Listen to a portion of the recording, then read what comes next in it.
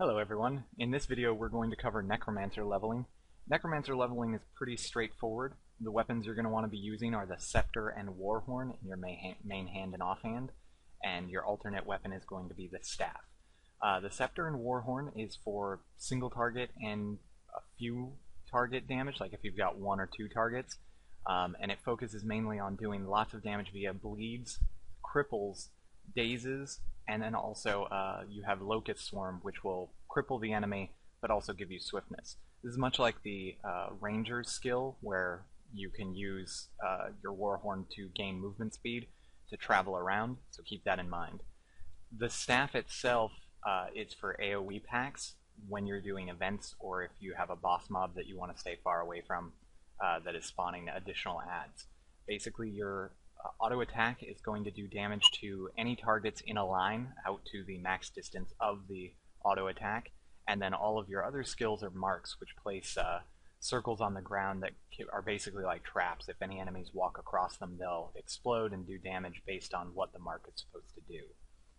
As for utilities for the Necromancer, you're basically, for leveling, going to want to go with a lot of minions. The reason for this being is that the minions keep the heat off of you from multiple mobs, and they also have quite a few additional uses beyond just doing damage. The first utility, healing utility skill we're going to be looking at is Summon Blood Fiend. Basically, this summons a monster that will do damage to the enemy and heal you for a small amount. You can then also sacrifice the Blood Fiend to gain more health. It's on a 16-second cooldown, so don't feel bad about sacking the thing to gain health every time you need it. The other base utilities you're going to be using are Summon Bone Minions, Summon Bone Fiend, and Summon Shadow Fiend. Basically what these do is Summon Bone Minions will summon two small rat-like minions with skulls. They do a moderate amount of damage. It's actually pretty small. It's like an auto attack. And then you have the ability to use the skill again to explode one of the minions, which does a lot of damage in a small radius. You can do that twice before it goes on cooldown. You have to wait to summon them again. The next one is Summon Bone Fiend. Basically what that does is it summons, looks like a Lasher or a Devourer, scorpion thing. Basically what those do is they do damage at range, and they also, on the 10th attack, will cripple the target. You can also activate their skill to cause Rigor Mortis. What that does is it does damage to the enemy and immobilizes them, but it also immobilizes the Bone Fiend, so make sure your Bone Fiend isn't within attacking range when you do that. The third utility we're going to look at is Shadow Fiend. The Shadow Fiend is just a ranged attacker. It looks like a big ball of gas. You have the ability to activate it to blind your target that you're attacking, and it will teleport the Shadow Fiend to them. So that's kind of twofold in that you can get your Shadow Fiend on the target quickly and also blind them.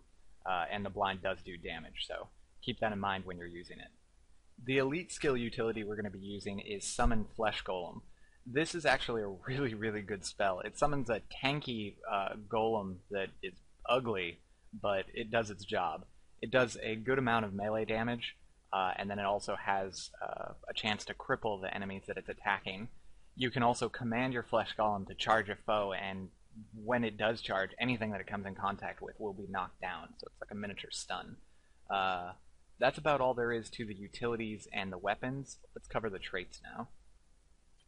The trait skills for this Necromancer build basically revolve around empowering your minions and then also increasing your bleed damage from scepters. What we're looking at is 30 points in curses, 30 points in death magic, and 10 points in blood magic. The 10 points in blood magic is for a little bit more survivability. Basically, you gain 5 seconds of regeneration when your health reaches 90%, and every time you crit, you'll siphon health from your enemy. Looking at death magic, it's pretty straightforward. We're just picking up Minion Master, which increases their skill recharge rate by 20%. Flesh of the Master increases the minion's health by 50%.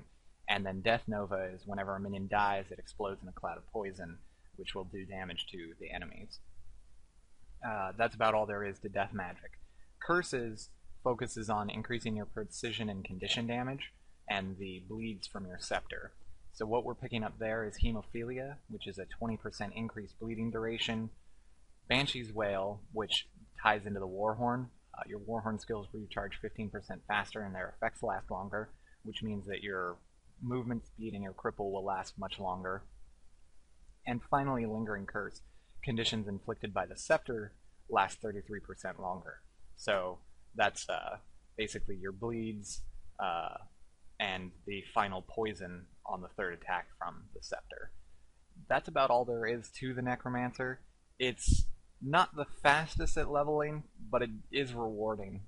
They are a pretty good class once you get used to them. They're a high skill curve. Once you learn how to use them well, you will be pretty much monstrous.